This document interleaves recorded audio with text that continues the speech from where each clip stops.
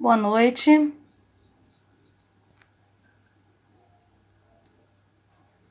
Boa noite, o pessoal está chegando.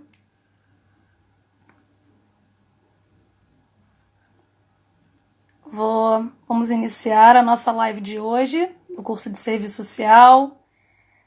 Convidar a nossa convidada, Fernanda, ela já está aqui, já vi que ela já está aqui.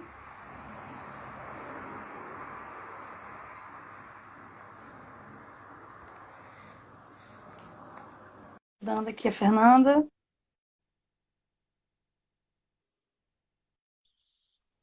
Boa noite. Boa noite. Oi! Boa noite a todas, todos e todas. Estamos aqui com Fernanda, né? Começar a nossa live de São João, né? Um dia atípico, mas importante a gente poder discutir temas importantes nesse período tão difícil que a gente está vivendo, né? Da pandemia, a gente falar um pouco sobre a nossa profissão nos diversos espaços socioocupacionais. É isso que a gente tem feito, né? Tem discutido a atuação do serviço social nesses tempos de pandemia, nos diversos espaços ocupacionais. E a gente está aqui agora, hoje, né, com Fernanda. Vou fazer uma breve apresentação e vou deixar que ela se apresente, né? Fernanda, com orgulho, né, para gente, na UFRB, foi estudante do curso de Serviço Social, da primeira turma de Serviço Social, né? Então, já tem uma estrada aí já de formada, né? Já passou por algumas instituições, de uma forma geral, no campo sócio-jurídico, né? Então, acho que melhor ela mesmo para falar dessa experiência, dividir um pouco isso com a gente, falar um pouco desse contexto, né? Então, Fernanda, a palavra é tua, viu? Obrigado. Então, boa noite, pessoal.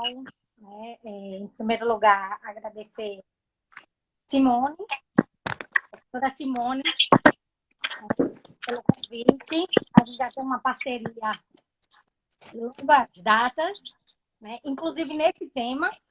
Se eu hoje atuo nessa área, discuto nessa área, muito em virtude dos primeiros aprendizados com Simone na UFRB. Então, não poderia ser uma melhor live, no melhor dia, com a melhor pessoa. Então, foi assim, maravilhoso. Agradecer também ao Serviço Social da UFRB, né, aos professores. Dizer que eu sinto muito orgulho de fazer parte, porque eu ainda me sinto parte da história da UFRB, não só por ter feito a graduação e o mestrado na educação, por conta da forma como se deu, né? De ser a primeira turma, uma primeira turma de serviço social em uma instituição pública na Bahia. Então, foi tudo muito representativo e muito significativo. Fernanda, o pessoal está falando que o som não está muito bom, está dando alguma coisa aí no seu, alguma interferência no seu. Melhorou? Melhorou bastante. Eu tentei fazer uma armengue aqui para segurar o celular, para eu não precisar ficar segurando o celular, mas não deu muito certo. Eu acho que acabou dando interferência porque o som do celular sai embaixo. Mas tudo bem, eu seguro. Só vai tremer um pouquinho às vezes, mas ainda assim vai. Tá certo. Então, desejar Feliz São João, né? Todo mundo. Então, todo mundo no São João meio diferenciado, mas ainda é São João e é motivo de comemoração. Eu acho que ainda tá dando interferência, né? Não, o pessoal está dizendo que tá bom, que o som tá bom. Então... Tá bom, pessoal? Todo mundo tá ouvindo bem agora? Acho que sim. O pessoal disse que tá ok. Então vamos lá. Primeiro, né, para a gente começar a falar desse tema, eu, como Simone já me apresentou, eu sou assistente social, atuo na área sócio-jurídica, já tenho um histórico no sócio-jurídico, porque comecei no estágio nesse campo, né, no sistema prisional, muito por influência de Simone, e se não fosse ela, eu não teria continuado no campo, eu teria desistido logo de início, porque, de fato, não é uma demanda fácil, não é uma realidade fácil, é uma realidade muito cruel, principalmente para quem se importa com as pessoas. Então, é um campo realmente muito difícil, tanto para atuação, quanto para lidar no dia a dia, porque as coisas são muito intransformáveis nesse sentido. Há uma inércia que muitas vezes acaba pairando sobre esse campo e às vezes a gente fica com a sensação de que está nadando, nadando, sem sair do lugar. Mas é um campo que carece cada vez mais de uma atuação mais crítica e mais reflexiva, porque se assim não for, ainda mais difícil as coisas, né, se tornam. Uhum. Então, depois disso eu passei pela assistência social, eu fiquei um bom período na assistência social, e depois voltei para o sócio jurídico com atuação na Defensoria Pública, um espaço que eu também me encontrei e que eu assim, amo a atuação, mas também não deixei de lado o sistema prisional, né? Continuo pesquisando, é tema da minha pesquisa de doutorado, então é uma área que eu ainda tenho muita aproximação e tenho muita relevância. Então, para a gente falar, né, para a gente contextualizar sobre o que vamos tratar aqui, é importante que a gente diga que o sócio jurídico tem inúmeros espaços, né, de atuação, Tribunal de Justiça, Ministério Público. Então, e que hoje aqui a gente vai falar basicamente um pouco sobre a Defensoria Pública e muito mais sobre o sistema prisional, que eu acho que, inclusive, é o que está carecendo mais de atenção, de uma maior preocupação, principalmente nesse período de pandemia. Então, na Defensoria Pública, de um modo geral, antes da pandemia, né, antes esse estado, esse contexto que se estabeleceu, o serviço social tinha muitas demandas e as demandas elas variam conforme a comarca, né, conforme a particularidade do município, daquela população. Mas, de um modo geral, a gente atende muita demanda vinculada à infância e juventude, né, guarda, adoção, habilitação, adoção. Esses casos acabam, de certa forma, passando pelo serviço social. Muito caso de saúde, né, de atendimento a demandas de saúde, acesso à saúde, principalmente à saúde pública, e de familiares de encarcerados. Essa é uma demanda também que chega bastante, principalmente para mim, lá no serviço social, né, para tentar viabilizar alguma demanda do familiar ou até para tentar viabilizar ou articular alguma questão do preso dentro do próprio sistema prisional. E aí a gente faz uma articulação entre serviço social da Defensoria e serviço social da unidade prisional, e isso tem funcionado bem, relativamente bem. Pós-pandemia, as coisas acabaram tendo que se ajustar, né? Porque a Defensoria, desde março, ela já vem adotando medidas preventivas, porque a gente tem um público denso, costuma ter muita gente na unidade defensorial, né? Porque tem muita gente atendendo, então a gente acaba tendo muito assistido, aguardando atendimento. Isso acaba favorecendo essa propagação do vírus. Então, logo ali no início, já quando foi decretada a pandemia, a Defensoria já se preocupou em adotar medidas que tentassem barrar esse contágio, principalmente entre servidores, assistidos, né, e defensores, estagiários, de um modo geral. E a primeira iniciativa da Defensoria, na época, foi trabalho remoto para tanto defensor como servidor ou estagiário que tivesse participado de algum grupo de risco. Essas pessoas inicialmente já foram logo para trabalho remoto. Depois, à medida que a coisa foi se agravando, aí a gente começou num regime de escala de atendimento. Tinha atendimento presencial ainda, mas em regime de escala, em escalonamento, até para evitar, né, esse fluxo e essa quantidade de profissionais e de servidores dentro da unidade defensorial, porque também são muitos. Eu acho que na minha comarca, que é uma comarca pequena relativamente, comparada de Salvador, Feira de Santana, nós temos em torno de 14, 15 servidores. Então, é uma quantidade significativa para um espaço não tão grande. E aí, depois disso, todo mundo foi para trabalho remoto, né? Inicialmente, só com as urgências, né? Demandas que acarretassem diretamente uma violação de direito, mas agora a Defensoria já abriu para as demandas não urgentes também. Então, paulatinamente, a gente já está incorporando essas demandas não urgentes. Ainda não temos, né, atendimento presencial em larga escala, como tínhamos antes. O atendimento continua sendo remoto, com alguns atendimentos pontuais dentro da unidade defensorial, mas, de um modo geral, a gente tem conseguido manter o ritmo, né? E a Defensoria tem adotado, durante esse período, algumas ações importantes. Entre elas, por exemplo, a gente tem a recomendação para entidades de acolhimento de criança e adolescente. Então, a Defensoria lançou um documento de recomendações, né, em que recomendava-se evitar aglomerações nessas unidades de acolhimento de criança e adolescente, evitar alterar, na verdade, solicitando uma alteração da rotina de visitação nessas unidades, para evitar um fluxo maior e o contato com essas crianças e esses adolescentes, né? E tentar garantir que sejam mantidas as ações, né, as medidas sanitárias nesses espaços. Então, além disso, né, teve a questão da recomendação da manutenção da alimentação dos alunos da rede estadual. Então, a Defensoria tem se preocupado muito com essa questão, né, e lutado para tentar garantir que o Estado continue fornecendo a alimentação, porque entende que essa é uma demanda, né, e que faz diferença na vida desses adolescentes, e aí principalmente adolescentes, porque hoje a rede estadual é muito mais de nível ensino fundamental 2 e nível médio, né? Uhum.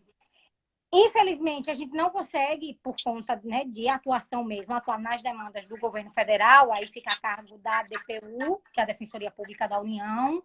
Então, algumas questões a Defensoria Pública da União tem tentado tratar, principalmente do auxílio emergencial, né, do governo federal, mas aí, como é outra esfera de governo, aí acaba sendo de responsabilidade de outra unidade defensorial. E uma questão interessante, né, da Defensoria tem sido as visitas de inspeção nas unidades prisionais. E aí a gente entra especificamente, né, nessa questão das unidades prisionais, porque é um assunto que requer muito cuidado e muita preocupação nesses momentos. Quem são os profissionais que fazem essa visita? São os defensores. Tem uma comitiva um grupo, né, de defensores que são responsáveis por essa visita de inspeção. Aí, salvo engano, só esse mês de junho, já teve no Complexo Penitenciário de Salvador, lá da Mata Escura, e teve aqui já no Conjunto Penal de Feira de Santana também. Inclusive, do Conjunto Penal de Feira de Santana resultou numa série de recomendações, e entre as recomendações está a proposta de atendimento virtual dos defensores para com os presos, né? A tentativa desse contato virtual também entre presos e familiares, e uma tentativa de aproximação do Núcleo de Atendimento Psicológico, o NAP, da Defensoria, com o Serviço Social ou o Núcleo de Atendimento Psicológico também, psicossocial, da unidade prisional, para ver se com essa articulação consegue, principalmente, né, dar mais informações às famílias, que nesse momento que estão um pouco prejudicadas nesse sentido, porque estão sem muitas informações dos seus familiares que estão detidos. Uhum. Então, eu acho que para a gente pensar essa questão do sistema prisional e do impacto, né, da pandemia no sistema prisional e de como tentar garantir direitos, né, tentar garantir acesso a esses direitos, a essa proteção social dentro do sistema prisional, eu acho que a primeira coisa que a gente precisa fazer é repensar aquele entendimento do sistema prisional muito numa perspectiva do Goffman, né? A gente tem muito aquela perspectiva do sistema prisional como uma instituição total, isolada, completamente vigiada. Então, eu acho que esse momento requer a gente pensar a instituição prisional por uma outra perspectiva e tentar pensar os fluxos da cadeia. A prisão, ela não é um sistema tão isolado quanto a gente imagina, né? Ali passam funcionários que entram e saem, né, cotidianamente para dar seus plantões. Tem a própria rotatividade dos presos, principalmente os presos provisórios, né, que muitas vezes vão para o sistema prisional, depois da audiência de custódia, saem do sistema prisional. Tem a questão do acesso dos familiares, agora restrito na pandemia, mas tinha essa questão, então esse sistema não é tão fechado, e o próprio acesso dos prestadores de serviços, né? Pessoas terceirizadas que acabam desempenhando atividades nessas unidades prisionais.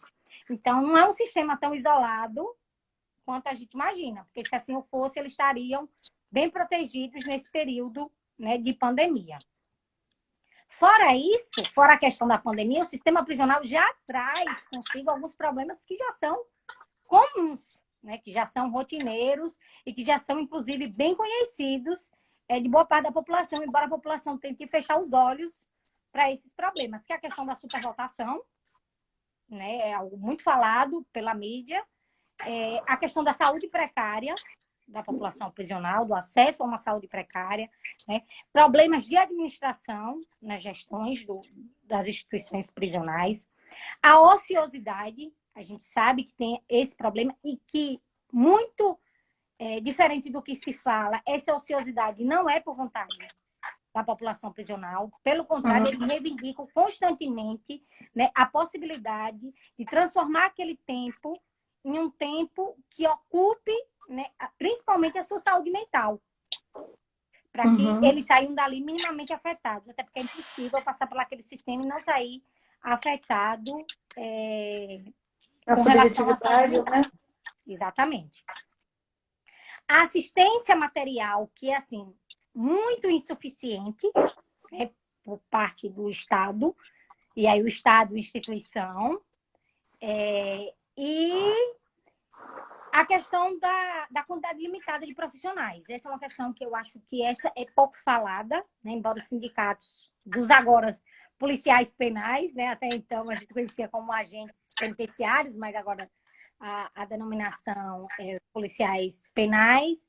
Então, há uma quantidade limitada e isso não atrapalha só o trabalho desse policial penal. Isso tem uma implicação direta no acesso à garantia de direitos dessa população prisional, porque há uma dependência extrema desses profissionais para qualquer coisa que se faça na unidade, qualquer atendimento que se vai fazer na unidade penal, né, com os presos e presas.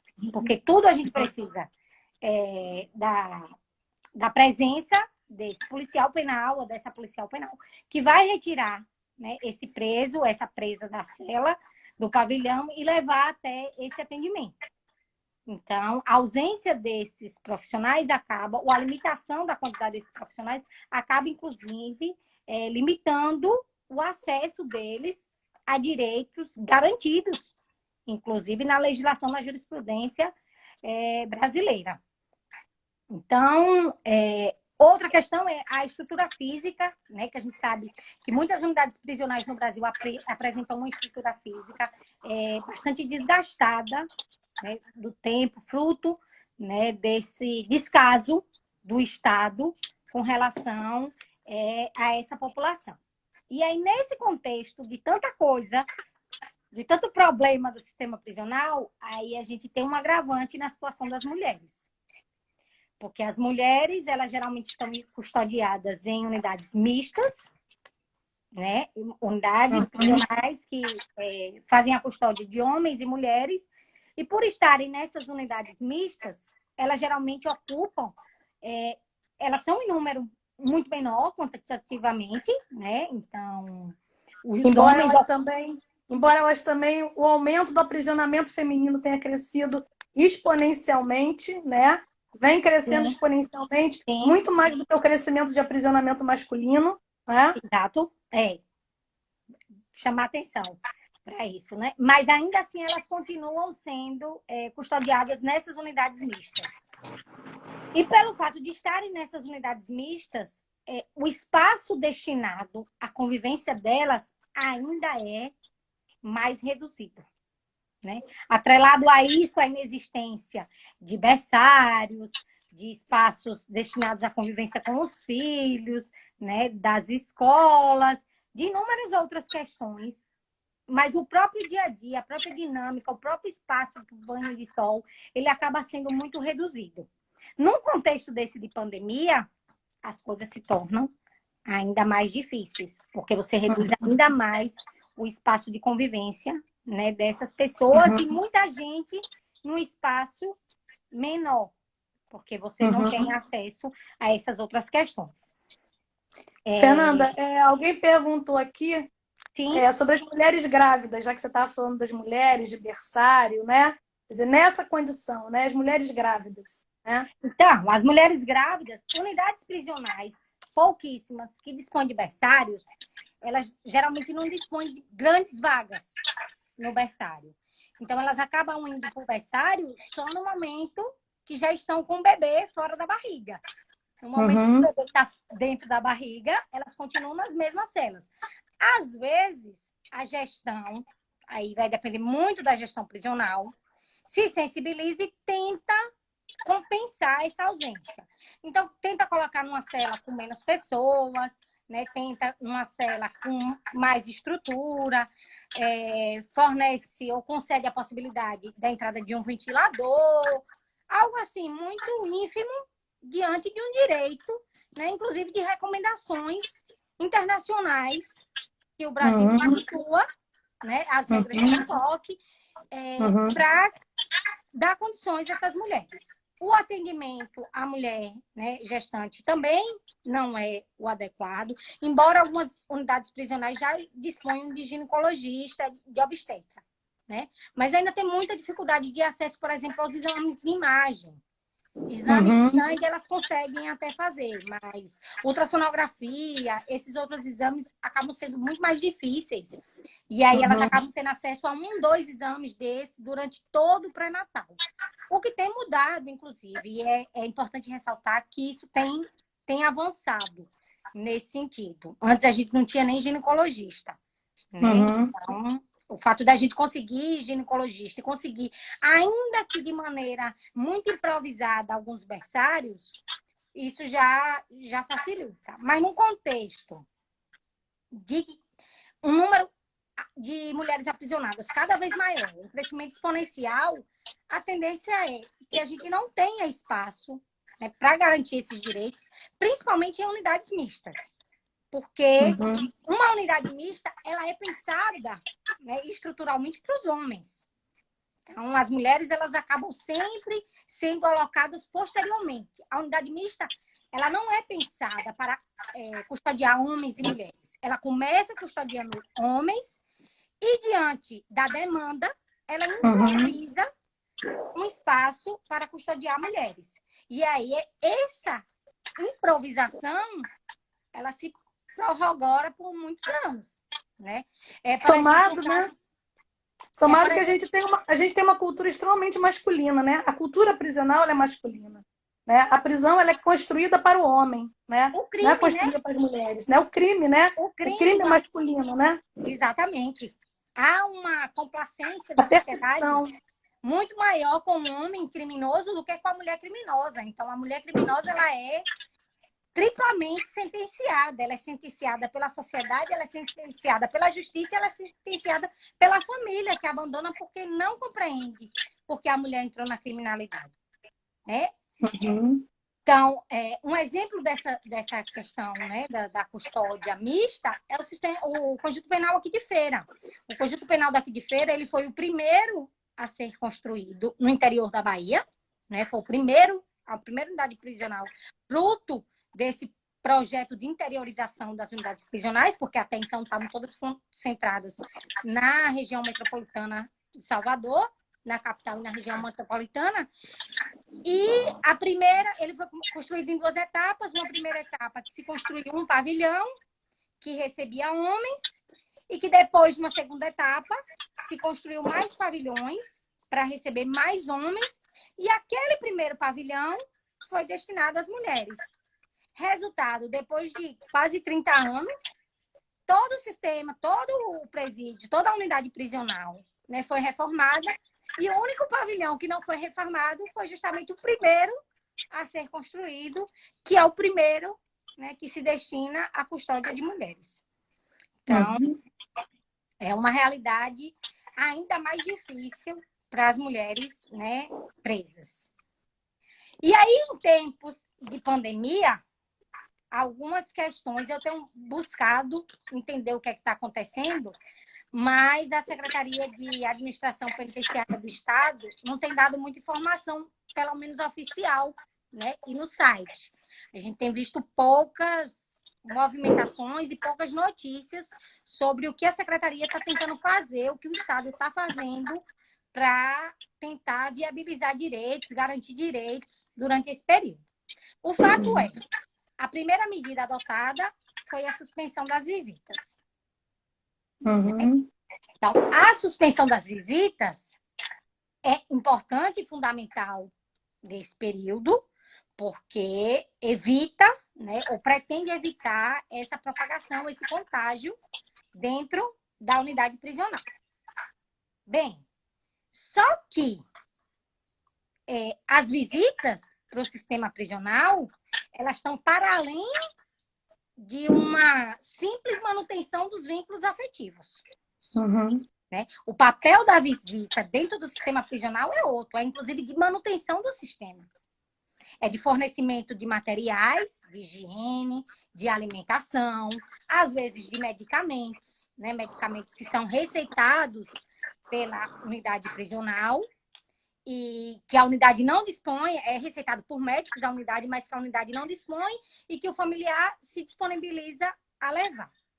Então, assim, na verdade, né, a assistência que está prevista na Lei de Execuções Penais, né, a assistência material, né, ela, do na verdade, Estado. ela é feita, que é do Estado, né, um dever do Estado, né, ela acaba sendo feita pela família, sempre, né, porque o Exatamente. Estado não subsidia, né, os seus custodiados, as pessoas são tutela do Estado, o Estado teria que ter essa responsabilidade com essas pessoas, porque elas são tutela do Estado, né? E essa responsabilidade acaba sendo da família, né? E a família não indo visitar, a gente imagina o caos que se instala, né, dentro da prisão, né? Na medida em que não há nenhuma ação do Estado para, de certa forma, conseguir substituir essa assistência que a família dá, né? E aí alguém perguntou aqui também como é que esses itens estão chegando, como é que chegam para as famílias nesse período, né? Então, é isso que eu estou tentando também descobrir. Fiz, assim, uma varredura no site da CEAP, mas não encontrei nenhuma informação, né? Não consegui falar com ninguém que eu tenho contato de alguma unidade prisional para ver como é isso. Eu imagino, até porque eles já haviam permitido isso anterior à pandemia, que eles estejam permitindo que as famílias entreguem as sacolas, como eles chamam, né? Eles permitem 2 sacolas. Então, antes da pandemia, eles já estavam permitindo, por exemplo, que o preso que não tem familiar visitante, que ele cadastre uma pessoa que leve, que já visite outra pessoa e que leve 2 sacolas para ele. Então, eu imagino que essa política ela esteja se mantendo, mesmo sem o contato dos familiares direto com os presos, que tem algum lugar na instituição que receba, né, esses materiais e que repassem para os familiares. Mas não tenho visto nenhuma campanha, inclusive, da secretaria, porque a gente sabe que o sistema prisional ele tem alguns parceiros religiosos que acabam contribuindo muito, né, principalmente para a manutenção das mulheres. E aí, diga-se de passagem, a pastoral carcerária contribui muito no dia a dia, né, principalmente com material de higiene pessoal para essas mulheres presas. Então, eu não sei até que ponto essas instituições também estão conseguindo auxiliar nesse período, até que ponto está entrando. Mas aí especialmente a pastoral carcerária, que tem um posicionamento bastante crítico, né, com relação à questão prisional. Eles são aliados de fato, né? E eu acho que eles extrapolam a questão religiosa, né? sim, Eles fazem várias intervenções e produzem documentos mesmo, fiscalizam, tem um papel até, de certa forma, fiscalizador e de denunciar maus tratos e violências no sistema prisional, né? E é um mérito que a gente tem que dar à pastoral carcerária, né? exatamente. E aí, outra questão, Simone, que me remete a essa questão da pandemia, é que a gente tem que pensar que uma unidade prisional, ela recebe presos de várias cidades, né? O provimento, que é a norma regulamentadora da origem desses presos, ela estabelece, às vezes, 30, 40 cidades. A gente está num contexto, pelo menos no estado da Bahia, de limitação de transporte intermunicipal. Ainda que essas famílias queiram manter essa visitação, ainda que queiram manter a entrega desses materiais, como se deslocar, né, para fazer essa entrega? Uma vez que a gente não tem transporte municipal para grande parte das cidades da Bahia. E principalmente que cheguem à Feira de Santana, né, e a Salvador. São cidades com alto índice de contágio do coronavírus, do novo coronavírus. Então, se as rodoviárias estão fechadas, como é que essas famílias vão entregar esse material? Então, essa é uma questão que, de fato, tem me preocupado muito. Principalmente por eu não estar vendo, ainda que buscando, soluções para esse problema. Você não acha, Fernanda, que a vara de execuções penais, né, ela tem dever de fiscalizar a execução da pena, né?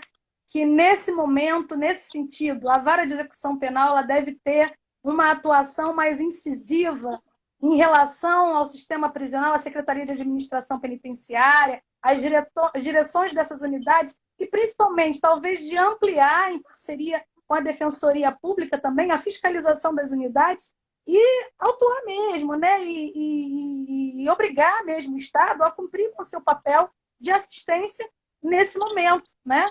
De calamidade. Essas visitas de inspeções, Simone, elas já estão se dando nesse sentido, né? De fiscalizar essas questões do fornecimento, principalmente dos materiais. Porque, assim, a alimentação tem, né?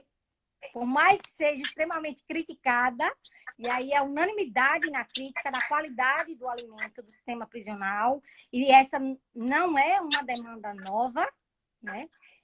Eu que sou nova no sistema prisional. Eu já tenho 10 anos estudando o tema e nunca houve uma mudança com relação à qualidade, com relação à fala dos presos, com relação à qualidade da alimentação do sistema prisional. A crítica é sempre muito severa. Talvez das críticas que se faz ao sistema prisional, a qualidade da alimentação é assim, aqui, ganha em disparada. Mas a alimentação se tem. Pelo menos é garantida 3 vezes ao dia. Mas material de higiene, e num contexto desse, que a limpeza é fundamental para barrar uma doença como essa, então eu acredito que essas instituições estão realmente muito preocupadas com relação aos kits de higiene.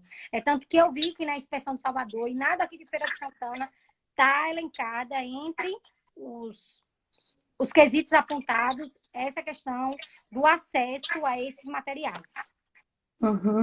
Agora, as outras questões que as famílias trazem, aí eu acho um pouco mais difícil. A questão de lanche, né, desses outros alimentos, isso eu acho que vai ficar um pouco mais difícil. Sendo bem realista, né, vai ficar um pouco mais difícil. Porque a gente imagina que se a família já entregava, a gente sabe que as mulheres não, que essas sim são bastante abandonadas pelos familiares. Mas os homens têm uma quantidade de visitas significativa. Né? Há uma visitação expressiva dos homens presos. Então, se o Estado, sendo encarregado basicamente de fornecer esses materiais, só as mulheres, porque os homens acabavam tendo acesso, ainda assim não era suficiente, e num contexto que precisa fornecer a todo mundo. Né? Então, o problema se torna numa dimensão ainda maior, que vai requerer realmente essa atuação mais incisiva desses órgãos fiscalizadores para tentar garantir um mínimo de condições dignas de sobrevivência dessas pessoas. E aí a gente tem que pensar também nas próprias condições das celas, né? Um ambiente insalubre, sem ventilação, né? Que já potencializa a transmissão, né, a contaminação e a proliferação de outras doenças, né? Eu estava vendo um estudo que diz que o risco de contágio de tuberculose dentro do sistema prisional, ele é 30 vezes maior do que na sociedade ampla. Tamanha a insalubridade do espaço. Uma pessoa mandou uma mensagem aqui, foi Grace. Grace foi nossa aluna também, né? Doutora já também. Ela falou que acabou de ver que até o dia 15 de junho foram registrados 5.754 casos confirmados de Covid-19 nas penitenciárias brasileiras, com 95 óbitos, de acordo com o Conselho Nacional de Justiça. Ou seja, é um número muito grande, né? Um número muito expressivo. Bem, a Secretaria de Administração Penitenciária da Bahia diz que não tem nenhum caso registrado na Bahia, que tiveram 6 casos, que 2 já estão curados, né, isso de servidores e prestadores de serviço, e que 4 estão afastados. Então, a gente também não sabe a realidade desses números. Uhum. Atrelada a essa questão, né, das condições insalubres, a gente tem que pensar que as unidades prisionais elas já têm histórico de algumas outras doenças, né? Sífilis, HIV, tuberculose.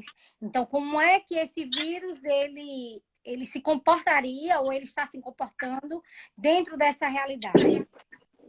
Uhum. De um espaço que já tem esse histórico de outras doenças, de outras comorbidades já pré-existentes, e que encontra ali um espaço hospedeiro extremamente favorável à sua multiplicação. Uhum. Né? Uma questão que foi apontada, né, no relatório da Defensoria foi a questão da saúde mental dos presos, porque percebeu-se que eles não estão tendo banho de sol. Então, se para a gente que está em casa, com acesso à internet, televisão, né, que sai minimamente na frente ou no fundo da casa, para tomar um sol, tá difícil. Uhum. Imagina para quem está trancado numa cela. 24 Sem horas. visita, né? Sem visita, sem contato nenhum, né? Com o mundo fora dos muros, né? Sem nenhum vínculo, né? E ainda sem o banho de sol, né? E ainda sem um banho de sol. Então, assim, esse é um quesito que tende a trazer consequências à saúde mental significativa, porque já são 3 meses essas condições, né? Uhum. Então, fora situações de violência, né? Que a gente sabe que são próprias do sistema, né? Das relações dentro do sistema, né? exatamente. E que, com isso, com o não acesso das famílias, essas violências e as violações de direitos, elas acabam sendo mais viáveis de acontecerem, né? E aí eu queria aproveitar Exatamente. para te perguntar um pouco, né? Como é que você vê nesse momento, por exemplo, né? Queria que você falasse um pouco da intervenção do serviço social no sistema prisional, né?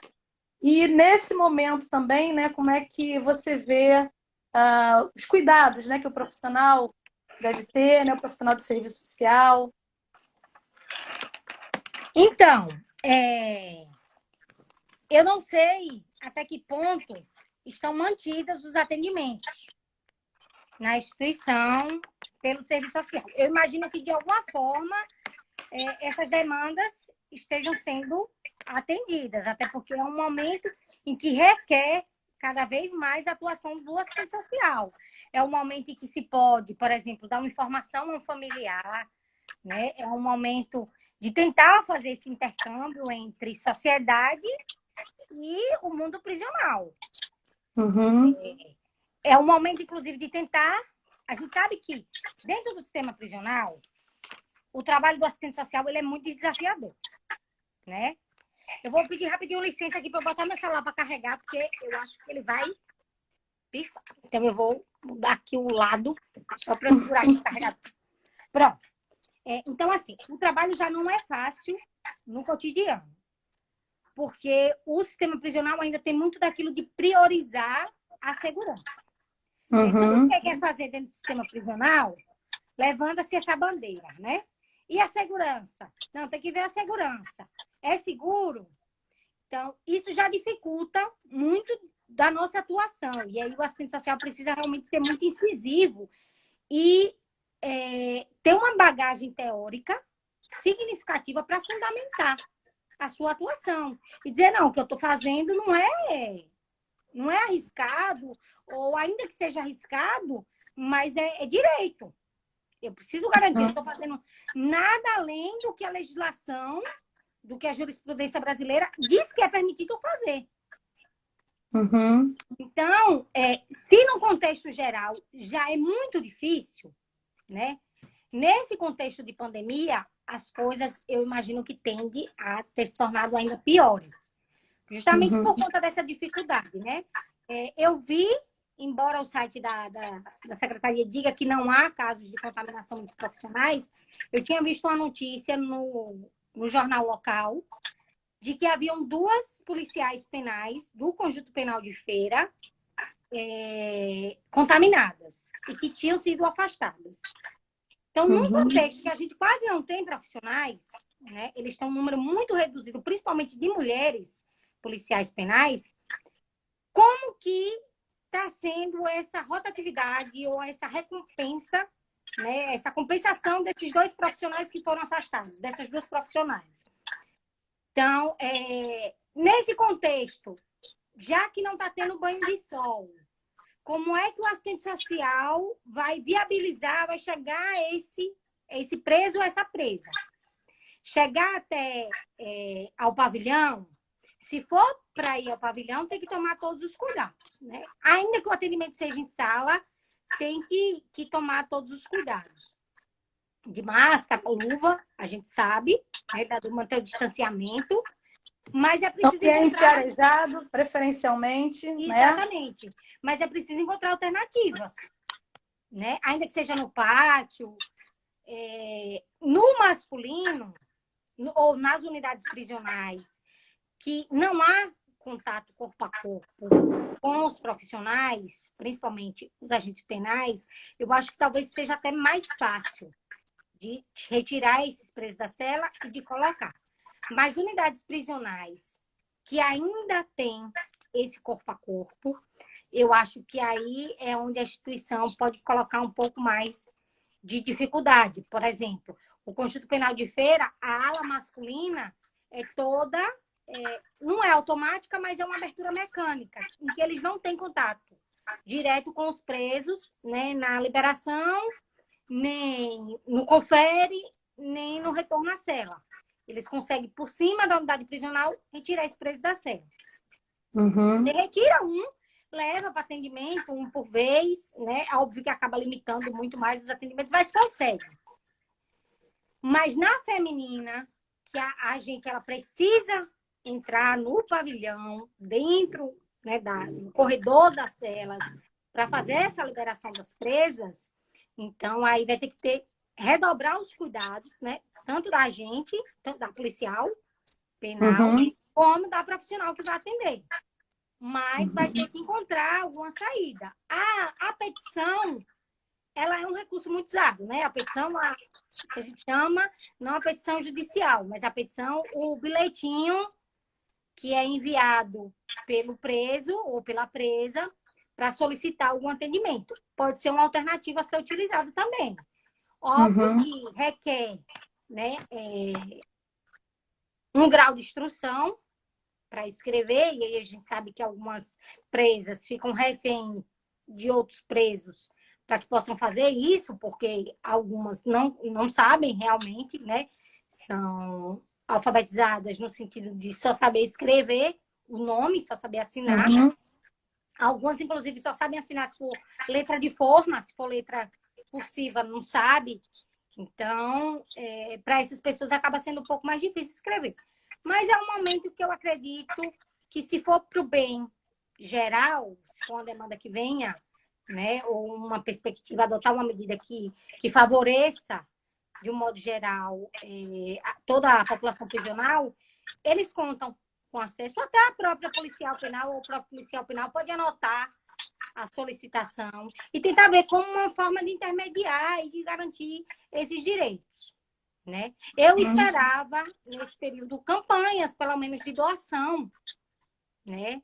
de alimentos, ainda que seja obrigação do Estado, mas diante da ausência, pelo menos campanha de material de higiene pessoal, de coisas que o Estado não fornece. Né? Calcinha, sutiã, coisas básicas, sandália. Mas isso mostra, né?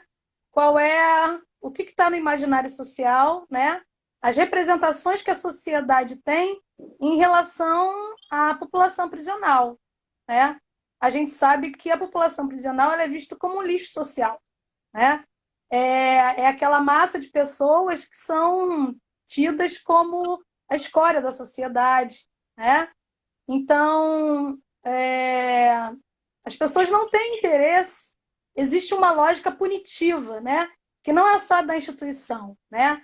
A prisão ela tem uma perspectiva punitiva, né, e retributiva do mal que foi feito, né?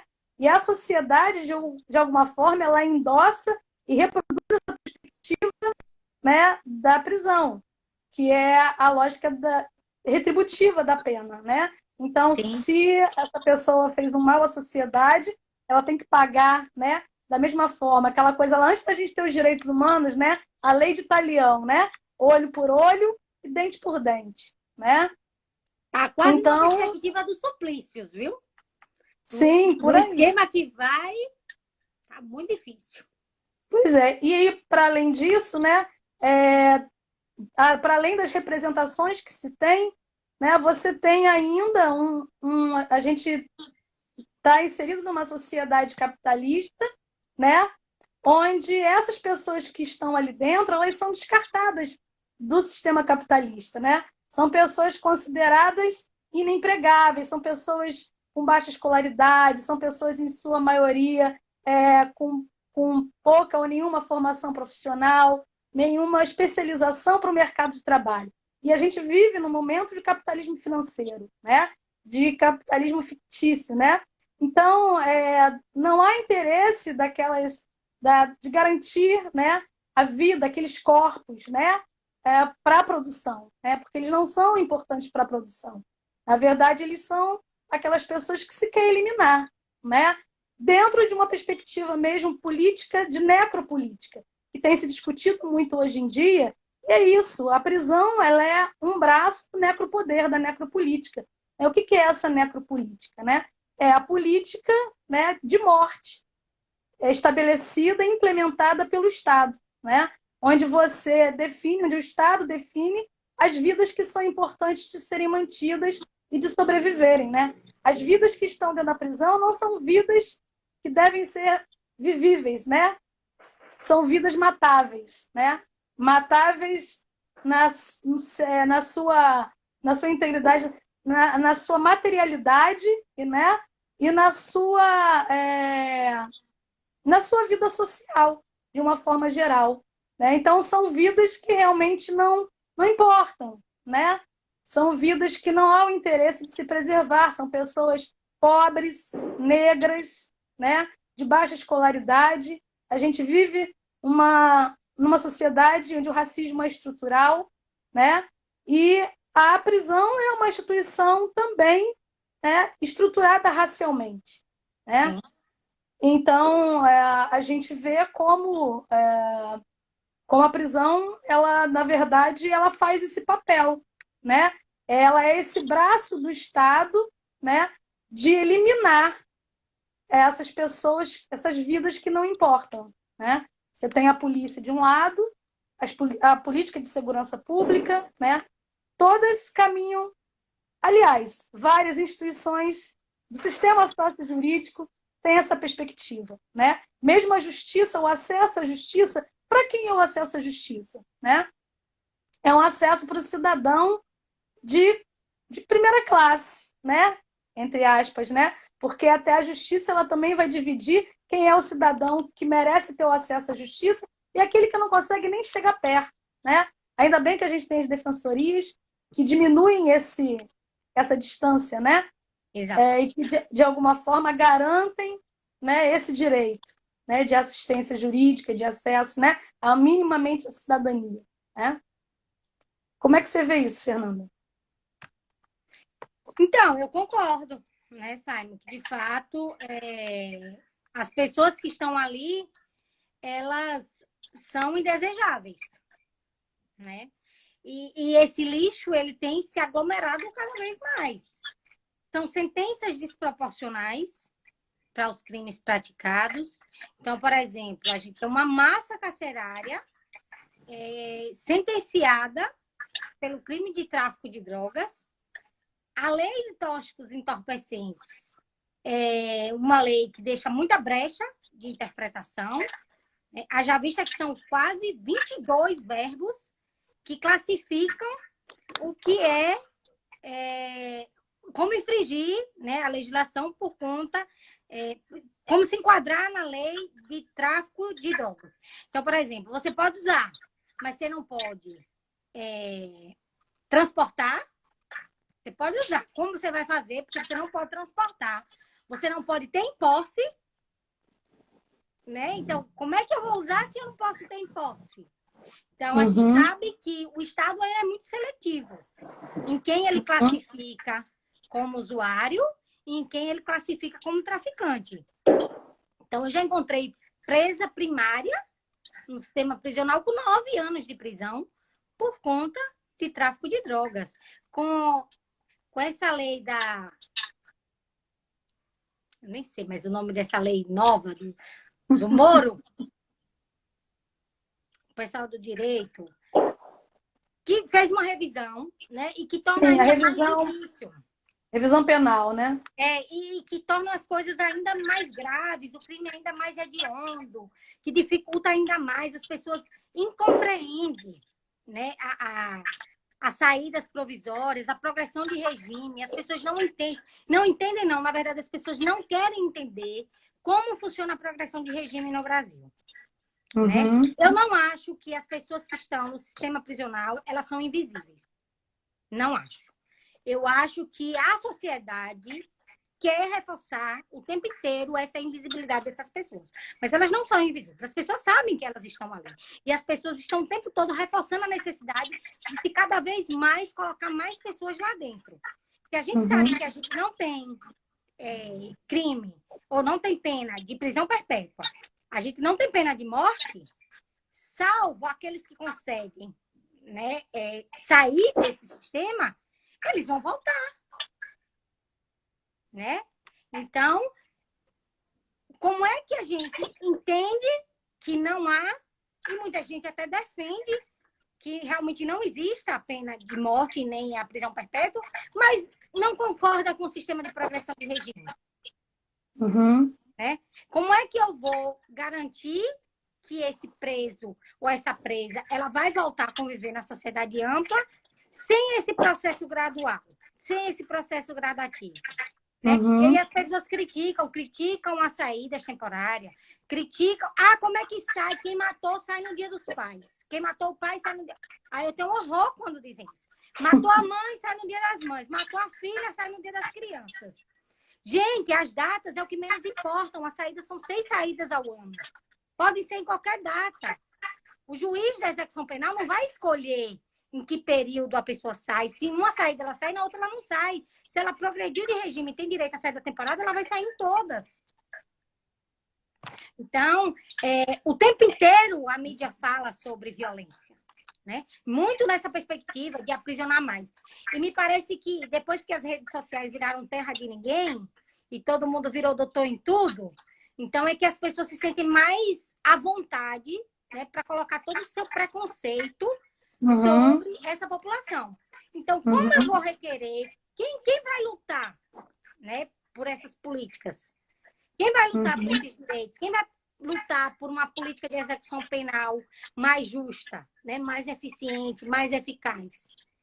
Se quando, na verdade, há um discurso robusto de maior punição, de maior punitividade dessas pessoas. Daí a importância do serviço social, né?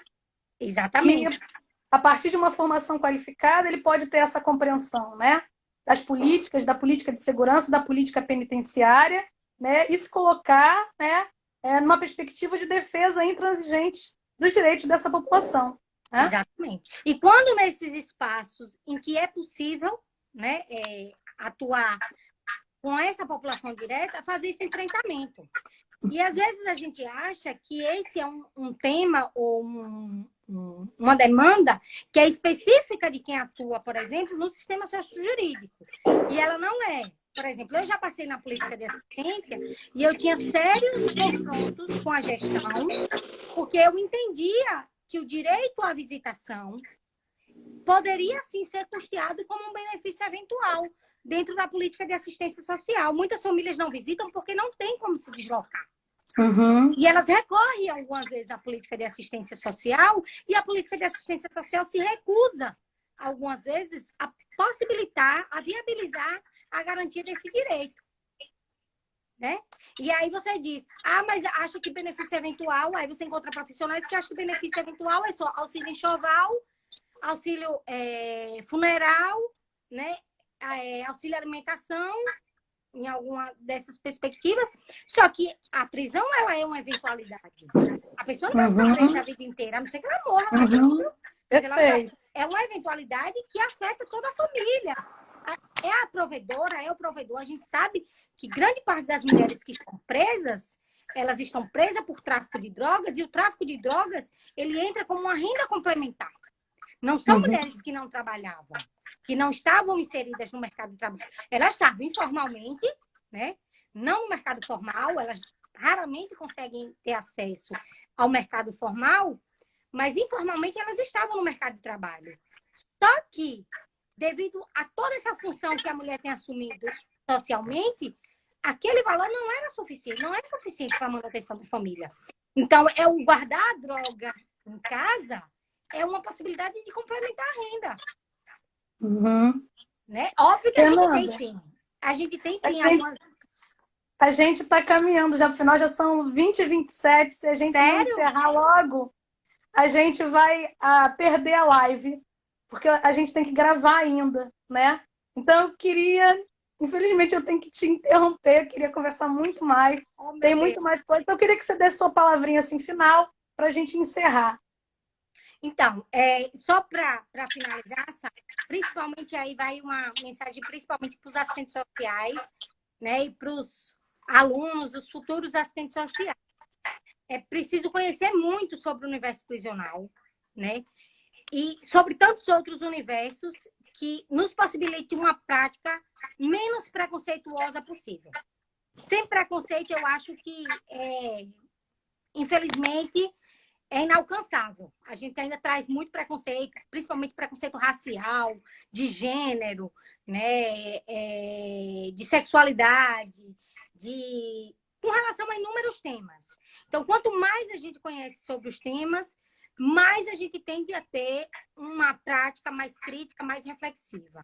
E alguns temas carecem realmente, né, de muito estudo. O sistema prisional é um deles.